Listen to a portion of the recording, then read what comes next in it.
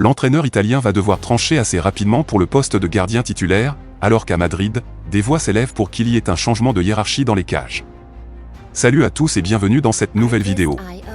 La blessure de Thibaut Courtois en août dernier a logiquement bouleversé les plans du Real Madrid. L'écurie de la capitale espagnole était assez tranquille depuis des années en sachant que ce poste si important était extrêmement bien couvert par le Belge, qui fait partie des références mondiales. Il a donc fallu recruter en urgence pour couvrir sa longue absence puisqu'il n'était pas question de confier les clés du camion à Andry Lunin, et c'est Kepa Arrizabalaga, le portier de Chelsea, qui a été choisi. L'Espagnol a plutôt bien démarré, mais a ensuite montré quelques signes de faiblesse.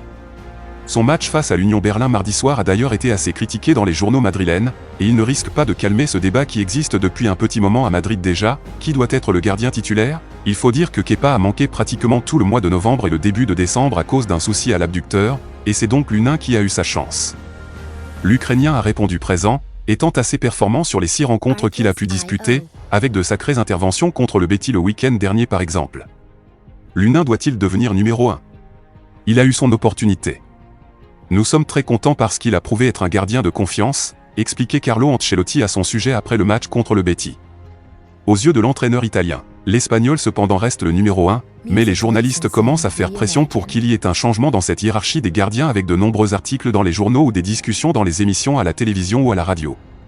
Il faut dire qu'il est difficile de leur donner tort, puisque Lunin a démontré être excellent sur sa ligne et sans faille, là où Kepa ne transmet pas toujours une sensation de sécurité et de sérénité à toute épreuve. Un débat qui était assez peu attendu, dans la mesure où Lunin n'avait jamais été vu comme une option crédible pour le poste de numéro 1, que ce soit par le staff madrilène, par les fans et même par les médias. Recruté en 2018, il a enchaîné les prêts assez peu fructueux, allant même jusqu'à jouer en D2, avant de rester dans l'effectif de l'équipe première à partir de la saison 2020/2021. Il y avait même une sorte de déception à son sujet, puisqu'il était vendu comme un des futurs grands gardiens de la planète, ce qu'il n'avait pas réussi à montrer jusqu'ici. Du haut de ses 24 ans, il commence enfin à justifier cet ancien statut. Mais, quoi qu'il arrive, Courtois reprendra sa place. David Alaba va-t-il quitter le Real Madrid?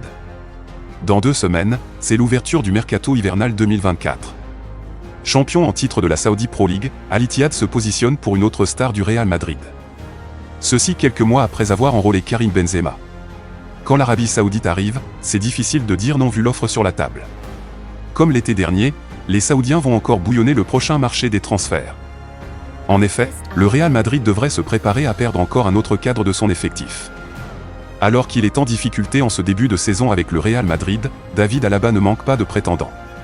À en croire les informations de Relevo, le club saoudien, qui s'était manifesté pour le défenseur autrichien à la fin de l'été dernier est toujours chaud à l'idée de revenir à la charge.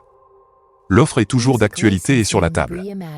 Il s'agirait d'une proposition de 20 millions d'euros par saison pour l'ancien du Bayern Munich. Mais la tâche s'annonce compliquée, car David Alaba ne veut pas quitter la Maison Blanche. Le défenseur autrichien veut continuer à réussir au Real Madrid, à concourir dans le football d'élite et à se battre pour remporter tous les titres possibles. Comme l'indiquent les proches du joueur, sa personnalité l'oblige à toujours exiger plus de lui-même. Même s'il a échoué contre l'Union Berlin en Ligue des Champions très récemment, ainsi que contre le FC Barcelone, David Alaba continue d'avoir la confiance de son entraîneur italien, Carlo Ancelotti. L'ancien coach du Paris Saint-Germain le considère comme le leader de sa défense, indispensable lorsqu'il s'agit de récupérer le ballon par derrière et d'imposer sa hiérarchie derrière. Ni l'un ni l'autre ne doute qu'ils parviendront au carrefour décisif du parcours dans les meilleures conditions possibles. Restez connectés pour la suite de ces dossiers.